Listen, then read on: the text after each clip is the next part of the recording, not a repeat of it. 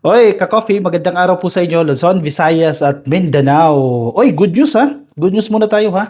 Pinapakansela na po ng korte dyan po sa Pilipinas itong pasaporte ng pugante na si Harry Roque. At alam mo, nakakatawa yung reasoning ni Harry Roque. Kala mo talaga hindi siya abogado no, kung mag-justify sila. Kasi ang sinasabi ni Roque, hindi ako pugante. Kasi umalis ako ng bansa, wala pa akong kaso. Kala mo, lulusutan niya pa yung gobyerno, no? Guumusutan niya pa yung korte. Pero sinasabi ng korte, yes, totoo yan. Wala ka na dito sa Pilipinas, wala ka pang kaso. Pero a few months after, sinampahan ka na ng kaso. May warrant of arrest ka na. Therefore, alam mo na may kaso ka. At dapat umuwi ka ng Pilipinas at harapin mo yung kaso mo na yan. Uy, sapul. Hindi nakaporma si Harry Roque dyan. Cancelled na ang kanyang passport. Anong ibig sabihin yan? Hindi na siya makakapaglipad-lipad ng kung saan saang bansa. Pero sabi niya, hindi pa final yan. Kasi, didiskarte talaga si Roque Kasi ginagamit niya yung pagiging magaling niyang abogado Hindi pa final yan. Pwede pa ako mag-apply ng ng reconsideration. Yan daw po yung gagawin niya. Sige. Alamin muna natin yung detalye, no? Kung ano itong good news na to. Ano yung nangyari? Bakit nakansela po yung kanyang pasaporte? Kasi ini-insist ni Roque, ako ay inosente. Masama daw ba maging abogado? Nag-abogado lang siya dito kay Cassandra Ong sa mga POGO workers, sa mga POGO officials. Masama daw ba maging abogado? Sige, panindigan mo yan. Okay. Headline. Nasa inquirer.net. Pasig Court cancels passports of Harry Roque and Cassandra Ong. Pare-parehas pugante ang mga yan. Si Cassandra Ong, parang last time nakita daw siya dyan sa Japan. Si ganun din, si Zaldico nandiyan sa Japan. Si Harry Roque, obviously, nandiyan po sa the Netherlands. Di ba? Nakikita naman natin yan. Kapag nga mukha, nagva-vlog pa Di ba? Sa kung saan siyang lugar. Samantalang may mga kaso siya, ayaw niyang harapin, no? The Pasig City Regional Trial Court has cancelled passports of former presidential spokesperson Harry Roque and Catherine Cassandra Lee Ong. Actually, para sa akin, hindi na deserve tawagin ni Harry Roque bilang presidential spokesperson. Kasi kapag sinabi mo ikaw ay presidential spokesperson, kahit papaano, mataas ang tingin sa'yo, di ba? Anong klaseng tao ba si Harry Roque? Di ba? Parang hindi niya deserve na ihilera at tawagin siyang presidential spokesperson. Anyway, hindi rin naman nakapagtataka dahil si Digong ang presidente niya, no? So, kumbaga common sa kanila yan. Yung ugali nilang noong administrasyon ni Digong ay pangkaraniwan na po yan. Anyway, sige. So, kinansela na po yung kanyang pasaporte. Pero ang ini-insist ni Harry Roque, which I think is totoo din naman, appealable po yan. So, ang alam ko dyan, meron pa pong binibigay yan na 15 days para i-appeala mo sa korte, di ba? Hindi ko alam, baka umabot pa ng Korte Suprema yan, no? So, anyway, itong balita na ito, lumabas ito November 24, November 23 siguro dyan sa Pilipinas. Mag-iba kasi tayo ng time, no? So, lumabas po yung balita na yan. So, meron pa po siyang 15 days, depende kung na-transmit yan, yung decision na yan, na-transmit agad yan noong November 23, sa kampo ni Harry Roque. Pero binibigyan pa po yan ng number of days, no? 15 days ata ang alam ko dyan, no? Para i-apila po nila sa korte yan. Pero hanggat wala pa pong decision dyan, nananatili pong pinapakancel na. So kung ikaw ay nasa korte, inutos na yan. Of course, ang Department of Foreign Affairs, isa din po sa trabaho nila yan. Walang way para, halimbawa, nag-transmit na nag-transmit na yung korte, di ba? Sinabi na sa DFA, i-cancel nyo na yung passport nyo. Yan din ang sinasabi ng ating presidente. Pwede na nilang gawin yan. Kasi meron na silang batayan inutusan na sila ng korte. Kung appealable pa po yan, wala pa pong finality yan, kung hindi naman inutos ng korte yan sa DFA, kasi ang DFA hindi naman nakikinig sa sabi-sabi yan. Di ba, hindi porket nabalitaan nila na cancel na yung passport ni Harry Roque, agad-agad nila ika-cancel nila yan. Kasi babalikan sila dyan. May due process pa rin po yan. So, ang DFA, naghihintay lang yan ng official communication mula sa korte. Hindi dahil sa balita hindi ka magbabatay lang sa balita. At once may utos na ang korte sa kanila, officially transmitted yung dokumento na yan, that's the time na ika-cancel na po itong pasaporte ni Harry Roque.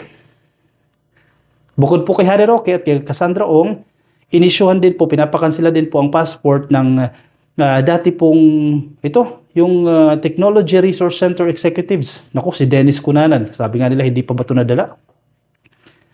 Ang dami ng kasong pinagdaanan nito, hindi pa ba nadala? Si Ronilyn Baterna at si Mercedes Macabasa. Dati pong opisyal yan ng TRC, no? O yung Technology Resource Centers na naging talamak din po ng korupsyon nung panahon, no? Sila po ay humaharap ng kasong human trafficking for their alleged involvement in the Philippine offshore gaming operator Pogo Hub, Lucky South 99, and Whirlwind Corporations. Yan yung mga controversial na pogo companies dito sa Pilipinas kung saan dyan po nag-aabogado si Harry Roque. Pero ini-insist ni Roque, oh, wala, hindi ako involved dyan sa human trafficking.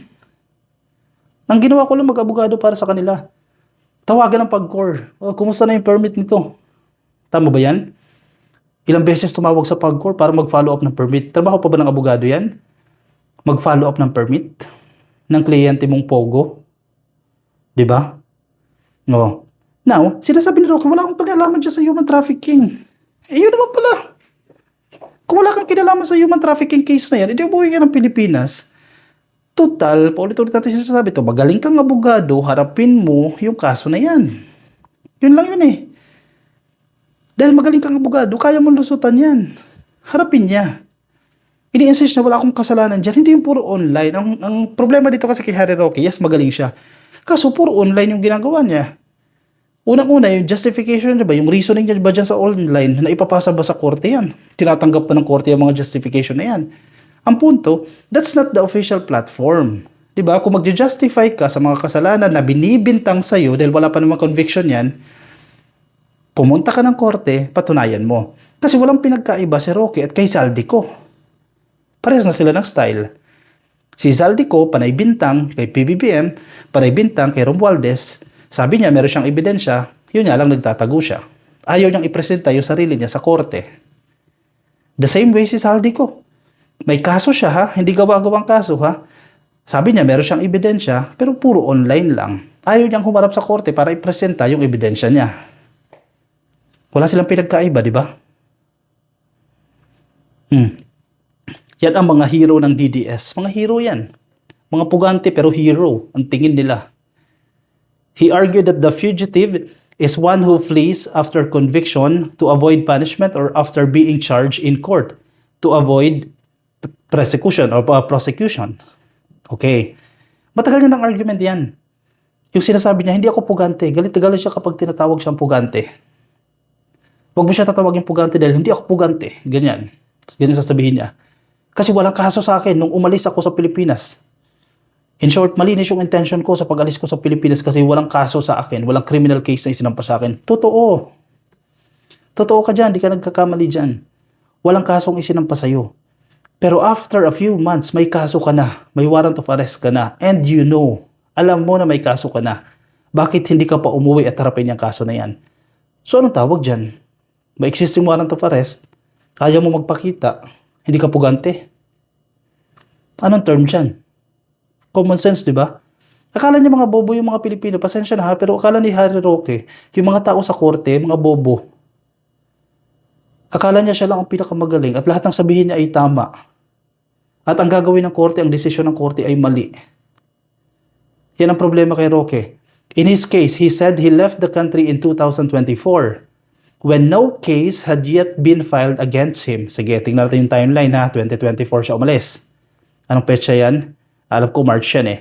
The court agreed with Roque. O yan, yun naman pala. Sumasang-ayon po ang korte. Tama ka, Harry Roque. Yun ang sinasabi ng korte. That he is not a fugitive when he traveled abroad before he was charged in court. Okay, given yan ha. However, ito na, Roque, makinig ka ha, mga DDS, makinig kayo ha, natudo tanggol kay Roque ha. However, for one to be considered to have fled, quote-unquote fled, what is material is the intent to evade prosecution or punishment when there is knowledge by the fleeing subject of an already instituted charge against him. Okay, one more. What is material is the intent to evade prosecution.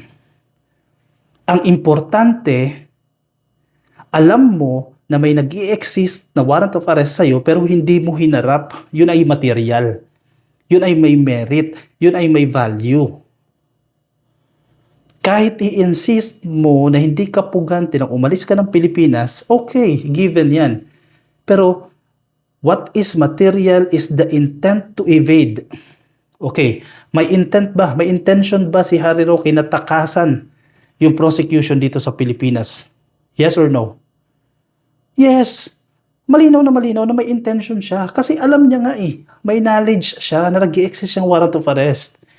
Alam mo kung bakit paano? Paano nasabi na may knowledge? Ini-explain niya nga sa social media pages niya. yung inisyu sa kanya. Sabi niya mga bintang na yan. So alam niya nag-i-exist yung mga kaso na yan. Pero, asan yung intention mo na harapin yung kaso na yan? So malinaw na malinaw, tinatakasan ni Harry Roque yung punishment o yung prosecution. Hindi ka pa pupugante niyan? Tinatakasan mo yung gobyerno ng Pilipinas, hindi ka pa pupugante niyan? Common sense. Thus, the accused Roque is deemed to have fled when he knowingly chose to remain in another country despite the charge against him. Sabi po ng korte, correct. Tumakas. Tumakas ka, deemed to have fled. Kasi alam niya na may kaso ka na. On the other hand, the court said that the location of Roque, Ong, Cunanan, Baterna, and Macabasa are already unknown. Yes, mapipera yung mga yan.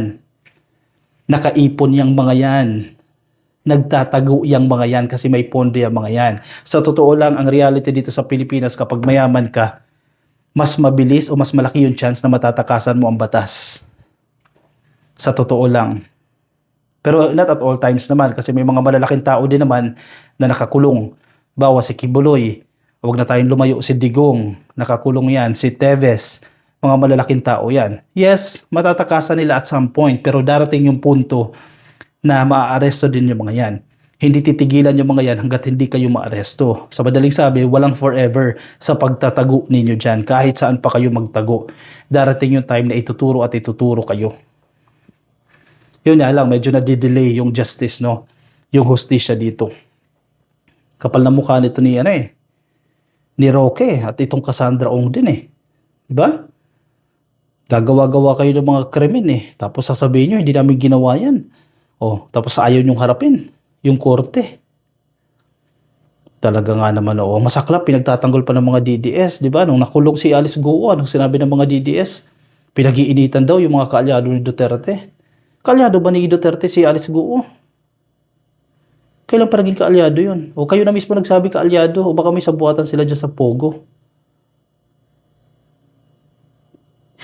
Pinag-iinitan daw.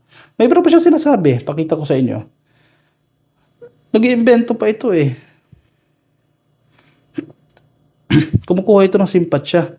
Kesyo daw itong mga ginagawa sa kanya ay ano lang ito, move lang yan ng presidente, move lang ng gobyerno para ilihis po yung issue. Ito, 2 hours ago. Sabi niya, the move to cancel the passport of former presidential spokesperson Harry Roque is being viewed by his allies as an attempt to distract the public from corruption issues tied to the Marcos administration as the case targets another figure associated with the Duterte camp. Sinungaling ka talaga, hukluban ka ng sinungaling, oo. Ngayon lang ba yan? Parang pinapalabas mo bago lang yung issue sa'yo Noon pa man, bago pa pumutok yan, bago pa lumabas yung mga testimonya ni Zaldico. Hinahabol ka na ng gobyerno tapos parang ang pinapalabas mo ngayon naku, gusto lang ilihis yung corruption issues na ibinibintang kay Marcos kaya ibang tao na associated sa mga Duterte, nakaalyado ng mga Duterte ang tinututukan. Gaya daw niya. Sir, mahiya ka naman sa sinasabi mo. Wala pa itong mga issue ni Zaldico, hinahabol ka na, tinututukan ka na, parang ngayon biglang naging biktima ka pa dyan parang nililihis na lang sa kanya yung issue Talaga nga naman In short, nadawagan ito ng panalangin, ka-coffee, nakita ninyo yan, nagsi-circulate online yan, humihiling po ng prayers ng panalangin si Harry Roque. Talaga nga naman, kapal na mukha mo, Tapos ikaw, nangihingi ka pa ng panalangin. Anyway, sige, karapatan niya naman yan, karapatan natin yan na magdasal. Ito na naman mga kasinungalingan niya. Kahit anong dikdik sa akin, alam na ng taong bayan na adik si Marcos Jr., sabi ni Roque. Anong connect? Anong connect sa kaso mo at sa addiction ni PBBM? Yan yung pinupunto natin. Wala na kayong argument. Wala kayong valid argument. Kaya iisip kayo ng ibang issue na wala namang kinalaman sa kaso mo. Anong kinalaman? Let's assume. Sige, kahit imposible let's assume na adik ang presidente. Anong kinalaman niya sa desisyon ng korte na kanselahin ang passport mo? Common sense. Wala kang argument na ibabato, kaya isip ka ng iba para malihis. Ito pa. Kaya nabubudol yung mga DDS kasi walang nagdidebunk sa mga kasinungalingan nito Yusek T, tutukan nyo na lang ang trabaho ninyo. Ipakulong ang nagnakaw ng pera ng bayan. Sabi niya sa DOJ Secretary, Undersecretary, no? DOJ Undersecretary, si Yusek T. Tutukan daw po yung pagpapakulong. Bakit hindi ba nila ginagawa? 'Di ba? May mga nahuli na nga eh. May mga sumuko na, may mga nasa custody na, hindi ba nila ginagawa? And anong ibig sabihin yan? Kapag tinutukan sila, yung mga kaso na yan, mga hinahabol na yan, bawal ka ng isyuhan ng cancellation ng passport? Absuelto ka na? Ganun ba yun? Asan ang argument ni Roque dito? Di ba? Walang logic. Wala na kayong maibang maibato, kaya gawa kayo ng issue laban sa presidente. Kayo din ang nagbumukang kahihiyan sa ginagawa ninyo. Mga DDS, magising kayo. Tingnan nyo yung ginagawa ni Roque, oh. Isa pa, ini-encourage kayo na magkilos protesta. Lumabas sa kung saan, may rally na naman kayo sa November 30. Lumabas daw po para patalsikin si PBBM. Nasaan ba siya? Nagtatago siya, maganda buhay niya, sarap ng buhay niya sa ibang bansa. Payag ba kayo nun? Papagamit ba kayo kay Roque? Gagamitin lang kayo? Diba? Isip-isip din para hindi kayo nagagamit. O siya, sige, i-komento ang inyong opinion, reaction dyan sa comment section para mabasa po ng iba natin mga ka-coffee. Yung mga nasa Facebook, please like and follow. Yung mga nasa YouTube, subscribe. Baka di pa po kayo nakasubscribe. Yung mga nasa TikTok, subscribe na rin po kayo. At magkita-kita tayo ka-coffee sa akin susunod na video. Paalam po sa inyo. Bye-bye.